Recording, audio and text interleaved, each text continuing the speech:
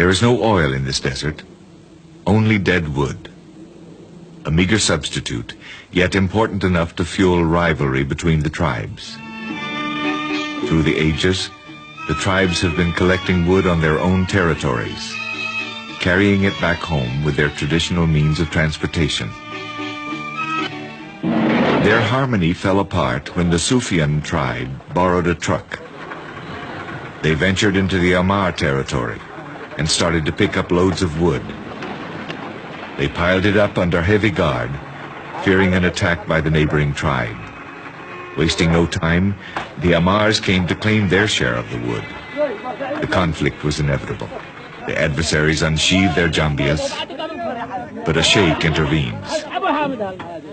He proposes to consult their sovereign, the Sheikh of Sheikhs, Abdullah bin Hussein al-Hamma.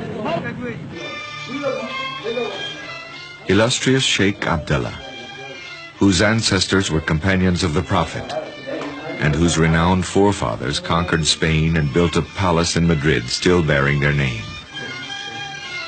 Illustrious Sheikh Abdullah, for 5 years he's been defying the authority of the government of Yemen.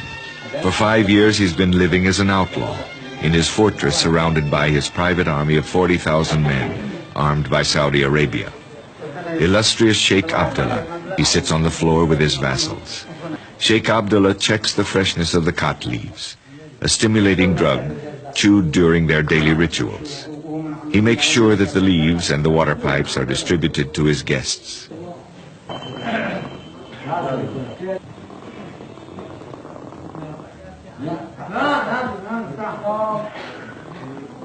The Sufyans want justice to be done regarding the 2 killings committed by the Ammar who stole the wood piled along the road.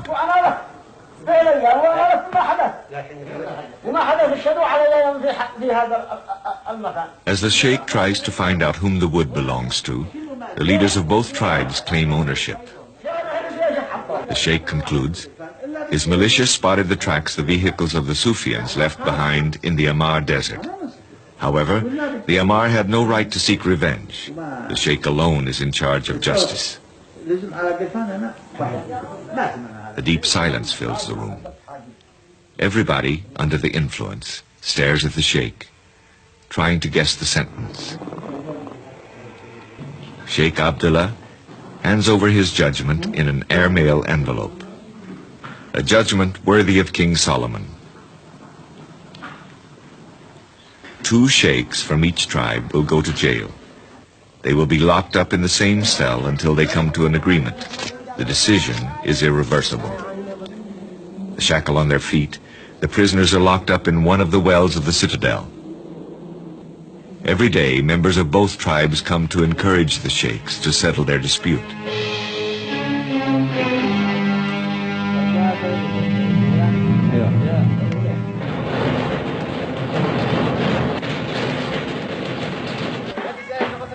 A few days later, the sheikhs of the Ammar tribe come back to salute Sheikh Abdullah.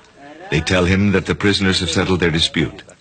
They ask him to set the prisoners free and to accompany them to the mountains to meet with the Sufyans. Sheikh Abdullah accepts, to the great joy of his vassals.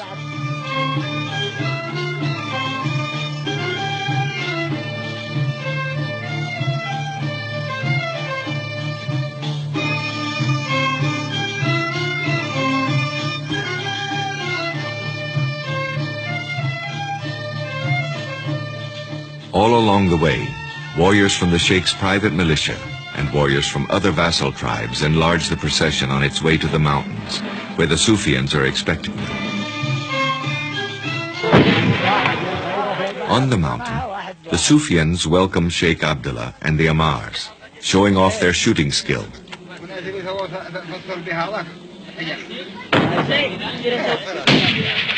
While the Sufyans and the Ammars are displaying their prowess as warriors, the sheikhs of both tribes explain to Sheikh Abdullah how the prisoners came to an agreement.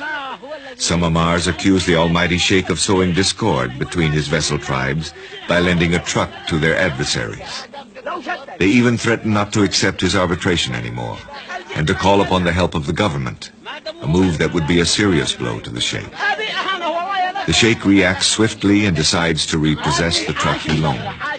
From now on, they will have to collect the wood with their camels, the way they've been doing it for several millennia.